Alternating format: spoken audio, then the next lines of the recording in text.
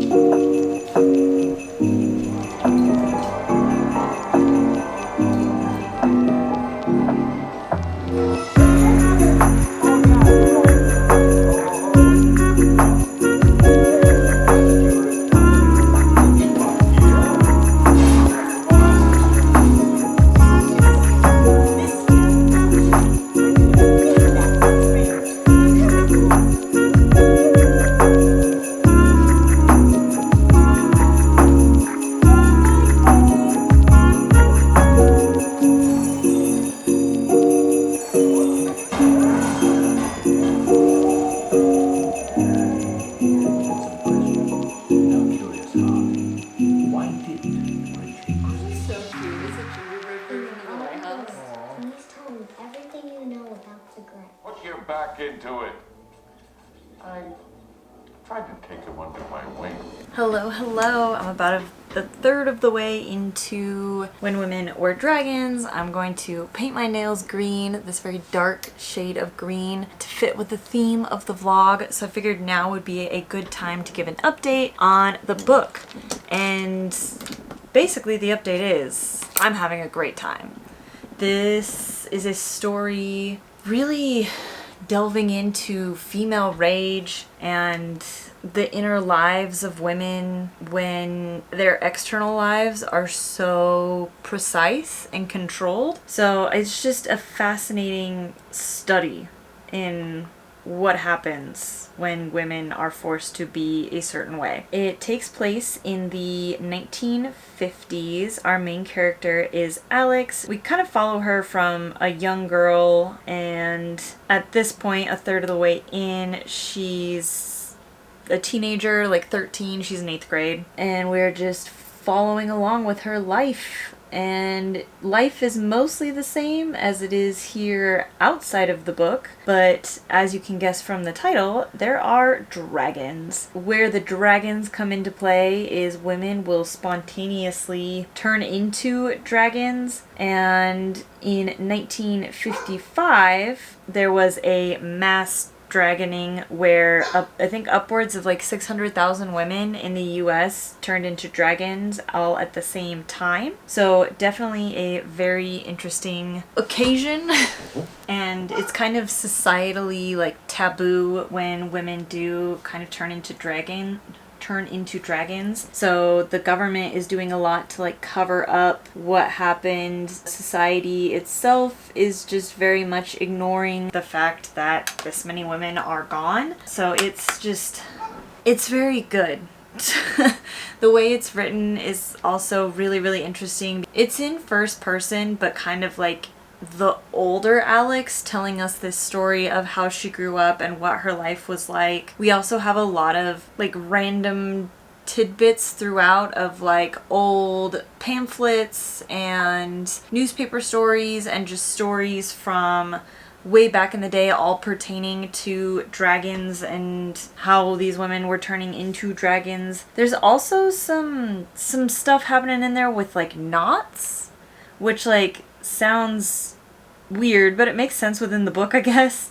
So Alex's mom is like really into crochet and like the mathematical basis of like knots and macrame, and I don't quite understand how the knots come into play yet, but like we're getting there. But there's a lot of like mystery and intrigue as to like why these women turn into dragons, and it's just very interesting and cool, and I'm very intrigued by everything that is happening. And I've been taking so many notes and doing so much annotating, which has been really fun. I haven't been reading a lot of books lately that really make me feel like I want to engage with the story that way, so it's fun to have this one. And then I guess as outside of the book stuff and into more just life stuff, you saw my husband and I cut down a Christmas tree yesterday in the Colville National Forest.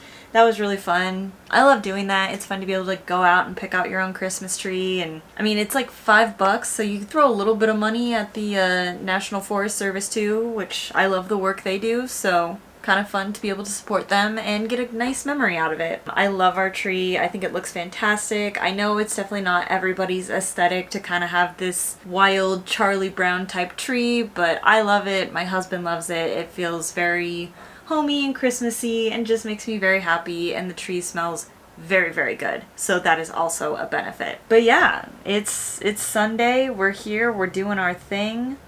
Christmas is quickly approaching. Hopefully at some point the green vlog will stop having such a hold on the greenness of the ski mountain. Because the reason we just got a tree yesterday and did not go skiing is because there's no snow yet. But hopefully at some point in this vlog we will get to go skiing. So with that, I will check back in at the 60% mark.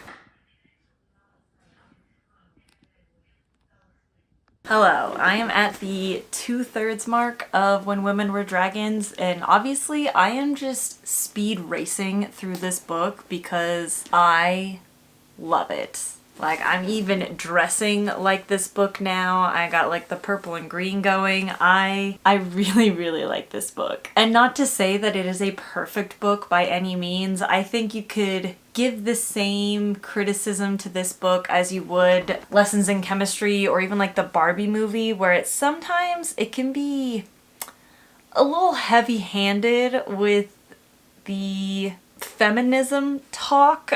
Like, sometimes it gives like feminism 101. Like, I have something in here. Yes, so this is like a dialogue between our main character Alex and one of her female mentors the librarian, and the librarian says, "There are people who have problems with women, and alas, many of them are also women. That is because of something called the patriarchy, which I'm sure they have not discussed in that school you go to, but that doesn't stop it from being an unnecessary and oppressive obstacle, and best disposed of as soon as possible." Like, it sounds like a sketch on like Portlandia. Like, it sounds a little silly and pedantic. But then on the next page, we had a line I really liked, which again, this is the librarian saying this, and she says, "Who benefits, my dear, when you force yourself to not feel angry?" And I just feel like you can trust your audience to take lines like that and then work their way toward the patriarchy and not have to necessarily just say the patriarchy out loud with your full chest. So, I mean, there's that. But like, I will take heavy-handed... It's not even metaphor, because they just like come out and say it with their whole chest. Like, I will take the heavy-handedness over, I guess, ignoring the problem or being overly flowery. Because especially in this last, I guess, the end of, what am I trying to say? Some of the scenes I just read, very action heavy. So I have a feeling the rest of this book is gonna have some good action-y type scenes in it. And I'm excited about that. And we got to see dragons, and I'm excited about that. I really enjoyed this book. Like, I can understand why some people wouldn't enjoy it, but like, I don't care about those people because I really like it. Good morning. Yeah, get on your couch. Good morning. I finished When Women's Were Dragons yesterday, and I wanted this to be a 5-star so bad, but I just don't think I can do it.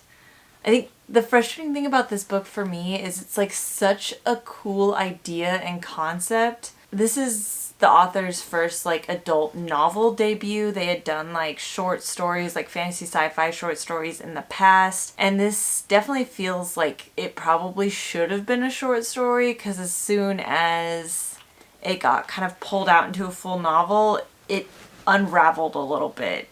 I don't know if I ever actually described the, I guess, pitch of this book, but kind of the general thing is the understanding at the beginning of the book about the dragons is when women experience intense rage, they turn into a dragon, and then on a specific day in 1955, 600,000 women all dragon at the same time, like become dragons at the same time. Really cool concept, really cool idea. Stretching it out into the full novel, I just don't really think there was enough backing up that idea. Setting this book in like the 50s, early 60s, I really thought that the dragons were supposed to be like a representation of like, I guess more like political movements like feminism and communism and this whole kind of like fellow traveler vibe where these women experience some sort of intense bottleneck of emotion, rage, pain, whatever, and then just kind of like disappear. And to me, like that was, I thought we were on the train of like an allegory to like political movements happening during that time. As we went on, it got, the allegory got very muddied. Like there's a point where like all the dragons just like come back and they're just like hanging out with the families they used to be with. And again, it kind of worked for a time, but I don't know. I got lost in the sauce, I guess, of what this book was trying to say. And so it did kind of hinder my enjoyment of it a little bit. I still really like this book. I tore through it so fast. I had a really good time. I think the author writes really well. I think they have really good character development. Plot was just a little, I don't know, like the plot wasn't plotting for me. So I'm giving it 4 stars. Really wanted to give it a 5. I really liked so many things about this book. I loved the concept and like some of the kind of thought trains it took me on. I loved pretty much all the characters. I thought all the characters were so well written. Like, even when they were being like frustrating, they were all behaving in a very consistent way with the way they were set up. I liked the relationships. What else can I say? I don't think I can say a whole lot else. I did really enjoy it, but unfortunately it's not quite perfect, even though I really want it to be. So I guess I finished this more in the afternoon and didn't feel like filming, so I just kind of jumped straight into the next book, which is Weyward or Weird. I'm not quite sure how you're supposed to say this. It's one of those weird English words. But this is the cover in black and white. I will put up the cover in color so that you can see it is in fact green. I'm about 10% into it, so still don't really know a whole lot yet, but it seems like we're following 3 generations of the same family, which is like a story setup I tend to enjoy, you know, seeing cycles of generational trauma. It's not a good time, but like I usually end up really appreciating those stories. So looking forward to that. One of the women is Alpha, I think is her name. She is being accused of being a witch in 1619. We have Violet, who is still a child on like this great estate in 1942 and is kind of too wild to be a lady for English society, and kind of working through that with her family. And then the most recent woman, Kate, I think her timeline is 2019, and she has just escaped an abusive relationship to the cottage that her great aunt had lived in and passed down to her. And I think the great aunt is Violet from the 1942 story. So I think that's at least the connection there. Obviously, I think Alpha, the first timeline, is a relation, but I'm just not sure like how she directly ties into our next 2 timelines. But we shall see. I'm enjoying the first 10%. So I'll check in with you at the 33% mark. Good morning. I finished part 1 of Weyward? I don't know how to say it. I know it's like an earlier version of like Weird Sisters from, is that Macbeth where the witches are? I'm not a Shakespeare girly. Whatever. I'm gonna call it Weyward because that's how it's spelled. Anyway, I am enjoying it quite a bit. I really do love like these multi-generational stories and figuring out like what happens like generation to generation that could lead to what we're experiencing in the current timeline. I'm having a good time. I think the atmospheres of each timeline are all so distinct but related. I don't know, like I'm seeing this movie in my mind and they all have very distinct different color grading. I think that is a testament to the writing that technically all 3 stories are taking place in like the same town village thing, but the author's doing a really good job of making it feel like different times, even though this is like a small English village that really hasn't changed all that much over the past 400 years. So, I don't know. I'm enjoying it. I think it's a good time. So far, not much witchy stuff happening. In the first timeline, it's 1619. There's a woman on trial for being a witch, Altha, but nothing we've been given so far has been particularly, like, magic. Like, you know, she gets accused of being a witch because she's a healer and has people drink broth when they have a fever instead of putting leeches on them. You know, that's not particularly, like, fantasy-esque. That is, you know, good medical practice. So, I've heard that there's, like, witchy magic stuff, but so far all we have is, like, common sense medical practice and an interest in bugs is the only stuff that's, like, kind of weird. Everything else is, like, fairly normal. I don't know. We'll see where we go from here. I am enjoying it quite a bit. Like I said, I really like the atmosphere. It's very, I don't want to say cozy, but it's like a dreary, overcast day where it's like kind of depressing, but at the same time kind of comforting. That's what I got for this book. Kind of depressing, but kind of comforting. Good morning. So I made it to part 2 of Weyward? Still not sure how to say that. I should probably look it up. And this middle part is where we really saw like the true, like, not only like familial connections, but like thematic connections between these 3 women's stories. And I think what really kind of like, I don't know, clicked in for me was during Alpha, the first timeline, 1619, who's being accused of a witch. During her trial, they mentioned something about how like her and her mother had never lived like with a man. They don't know who Alpha's father is, and so that's like part of the claim that like Alpha's mother was a witch, that she laid with the devil and produced Alpha, who is like also a witch but like half the devil. I don't really know. the logic is not logicking there. But anyway, that part about like lying with the devil, and then like the next 2 timelines and how abusive and terrible the men involved in the 2 later ancestors' lives. Not ancestors. What is that called? Descendants.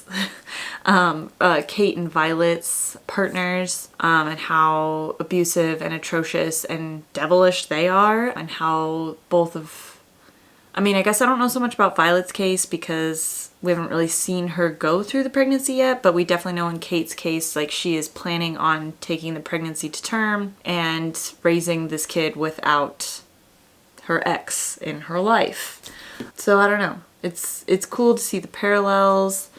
I really like all of these characters. Like, they're very distinct, and there is like a lot being said about like how visually similar they all are. Like, they all look the same, but they all have very distinct personalities, even though they all have really good characteristics that are in common. They're all very strong, very smart, very witty, but they all have like certain, I don't know if it's like idiosyncrasies that make them feel very distinct, but I really appreciate it. And then in the second part, we got hints at like witchy fantasy stuff. Like, it's there. I think we're gonna get into the witchy fantasy stuff in part 3. And I'm very excited about it because I want some witchy fantasy things. I think that's all I have to say about it for now. You can see I'm in a different location than I normally am. My husband and I are planning on trying to go skiing today, but I don't think the snow's gonna be very good. So we'll see how many runs we get in, but if nothing else, we'll get outside, we'll do a couple runs, enjoy being outside, and then go to the bar up there and get a beer and support a local business. Hello, my husband and I just got back from our little weekend ski trip. The ski hill was very bare, as I guessed it would be. There was only one real lift open. The bunny hill was open, but I don't really count that. There was one real lift open, 2 runs open. It wasn't great. The snow was kind of icy. There wasn't a lot of it. So we did about 3 runs and then went to the bar. I got myself a hot chocolate peppermint schnapps with a whole rigmarole on top of whipped cream, sprinkles, and a cherry. When my husband saw the cherry, he was like, I want a cherry. So the bartender put a cherry and an umbrella in his beer, which was hilarious and fantastic. But yeah, anyway, getting back to reading. I finished Weyward this morning while reading in bed, and like kind of the opposite of When Women Were Dragons. Like, I started out kind of like, meh. It's good with this book, and the last third of it is incredible. Like, the rising action, the integration of all these stories and how they connect, and the themes coming together. Oh, it's just so good. It's so good. Like, the connections between these 3 women who have never really met each other is just impeccable. And there's also this kind of like almost Greek mythology aspect to it. Not like truly Greek mythology, but just a very common theme in Greek mythology of prophecy and how knowing prophecy, oftentimes you will create that vision by trying to self-insert and stop it from happening. It's so good. It's so good. This book is so good. It definitely deserves to have won Goodreads Choice Awards. It's so good. Very much enjoy. Very much recommend. This book is everything Dance Upon the Air wanted to be and just like wasn't. 100% recommend. I will be buying a physical copy of this to display on my shelves because I loved it. So, so good. With that, I think I'm actually going to stop this vlog early. Normally I try to do 3 books for a vlog, but like this book is definitely going to send me into a bit of a book hangover. I just don't really want to read the 3rd book I was originally planning on. And you know, sometimes it's just nice to end on a high. And this was definitely a high of a book. So with that, I think I'm going to end this vlog. Have a happy Christmas. Please let me know what your favorite green books are. And thanks so much for watching, and I will catch you on the next one.